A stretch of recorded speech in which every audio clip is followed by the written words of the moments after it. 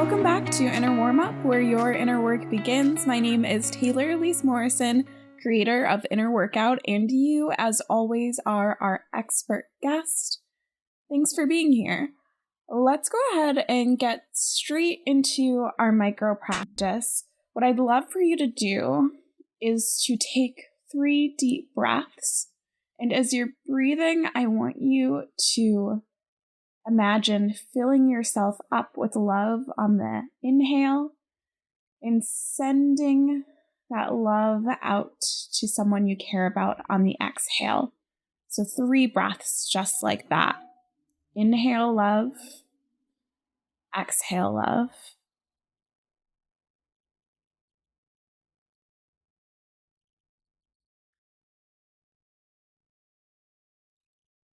Okay. So before we get into the interview, I want to make a quick announcement and let you know that we have a really cool event coming up later this month. Well, actually next week, if you're listening to this right when it comes out. It's called Here's the Love. It's a 1-hour event where we'll start with a loving kindness meditation, and then we'll have a group discussion about love inspired by Bell Hook's book, All About Love. It should be a really great time of both personal care and community care, and I'm really excited to gather the Inner Workout community together in that way. Okay, let's get into the interview. The question that we've got on the table today is, what does love mean to you? And I almost titled this, What is Love? And then sang that song like, what is love? Baby, don't hurt me. And that's all the singing that you're going to get. But just know that as I've been preparing for this episode, I have had that song stuck in my head. And if you remember the commercial where the people would like move their neck, that has also been stuck in my head for over a week at this point. So you're welcome. The reason why I wanted to talk about the definition of love as we explore love and community this month is because, in English at least, we use love to mean so many things. I say that I love pasta, which is true. Right now, I love Encanto, the movie. Such a good movie. Really got me in my feels as I was watching that with my younger cousins. I love my husband. I love my dog. And it's all that word love, even though the love that I feel for pasta is obviously different than the love that I feel for my husband.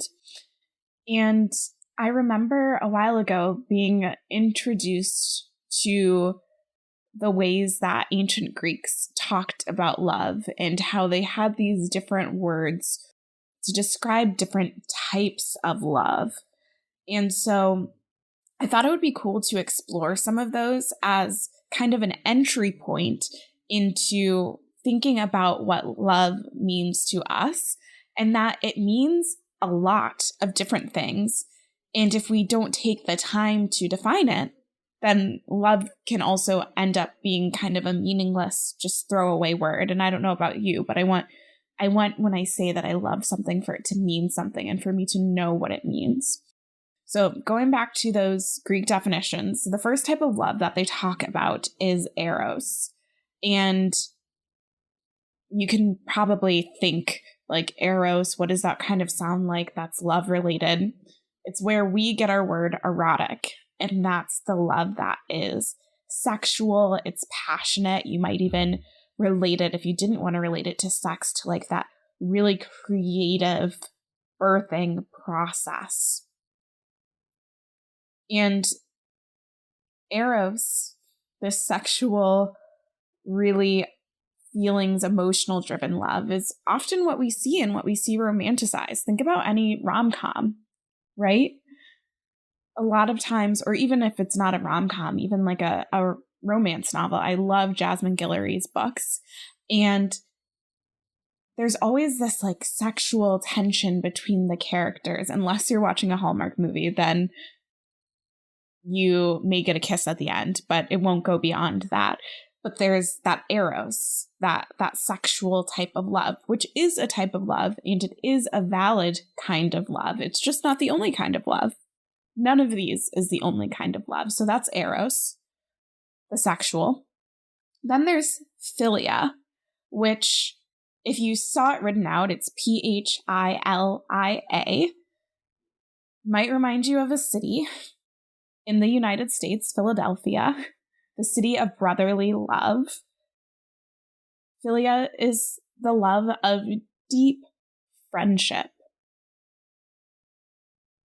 Like ride or die friendship is how I think about it. And I'm reading this book right now by Amina Tussaud and Anne Friedman called Big Friendship. And they talk about elevating the role of friendship in our lives because, like I was saying, the eros, the romantic love is the one that really gets elevated in our lives, often to the detriment of the philia, the friendship love, which is disappointing. And maybe you've had this experience where you have a good friend and then they meet someone and then all of a sudden they're a ghost until the relationship doesn't work out and then they come crawling back. And in some cases, we just kind of normalize it. Like friends are this stopgap until you meet your person, and then your person is supposed to fulfill all of that for you, which is a lot of pressure on one person, right? I really like philia as a reminder that we need these deep friendships, these big friendships in our lives, not just the romantic partnerships. The next type of love is ludus, and it's a playful love. The way that they described it as I was reading about it is the love that like kids have with each other, where they're just having fun together. And it doesn't mean that they have to be best friends forever. Maybe you had it where you were a kid at a playground and you like super got along with that person and then you never see them again, but they were your best friend for 30 minutes, an hour. Or your camp friends, you like build this really great relationship and then you may not see them again until next year at camp. It's this love that is meaningful, but it's a little ethereal. It doesn't need to last forever. It's casual. The next type of love is agape love. And if you grew up in the church, you maybe heard this talked about as unconditional love, the way that in the Christian theology God has for us.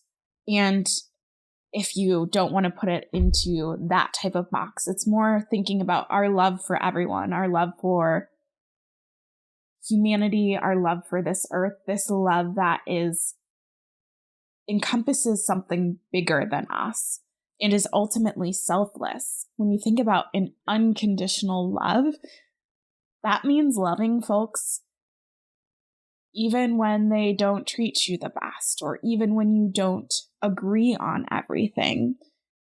Practicing agape love is very, very difficult, and that's why we often see it most in the relationships where we have these long-term investments. I'm not a mom, but I've heard that this is how a lot of parents feel with their kids. Like, yeah, they're disappointed when their kid screws up, but they're going to be there for their kid. They're not going to write them off, even if they make a mistake, if they don't get the grade that they expected or they do something stupid. At the end of the day, they still love them. The next one is pragma, and this one, I decided to include it. The jury's out on if the ancient Greeks actually talked about this kind of love, but I thought it was worth including. In pragma, they talk about as long-standing love. It's the stuff that happens after the butterflies fade. It's the love of understanding that your friend doesn't love Thai food and you don't love Mexican food, so you'll switch off ordering each of those so that you both can compromise. It's like, we're in this for the long haul. We're not all starry-eyed about each other. We don't necessarily have butterflies in our stomachs, but we want to be in each other's life. And so we're going to do the work and make the compromises necessary to make sure that we can stay together. And that can show up in friendship, that can show up in partnership, but it's this pragma related to the word pragmatic, where you're thinking really practically, what does it take for us to stay in relationship with each other?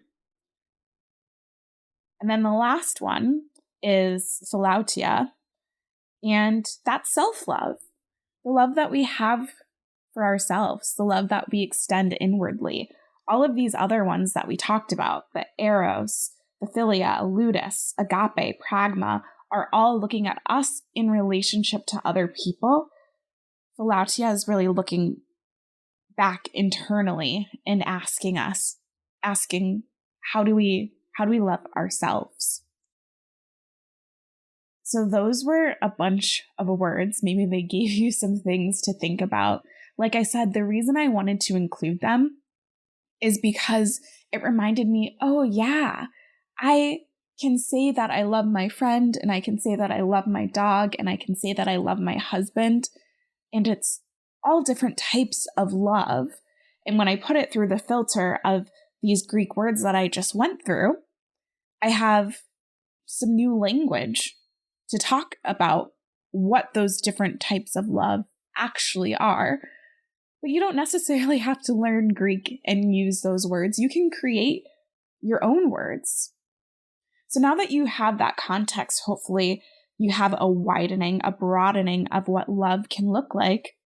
I want to turn the mic over to you. First question is, what does love mean to you? How would you define love? And then the follow-up question is, what different types of love do you experience? You can use the Greek words if you want, or just make up your own categories. What does love mean to you, and what different types of love do you experience?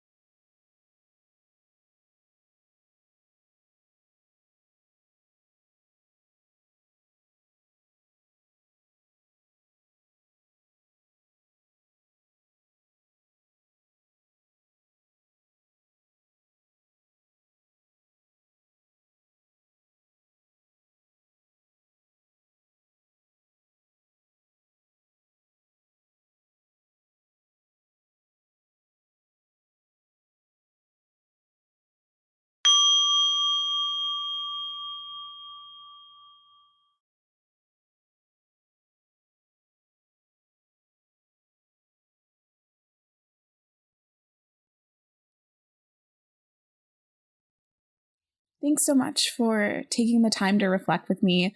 We always love hearing what came up for you.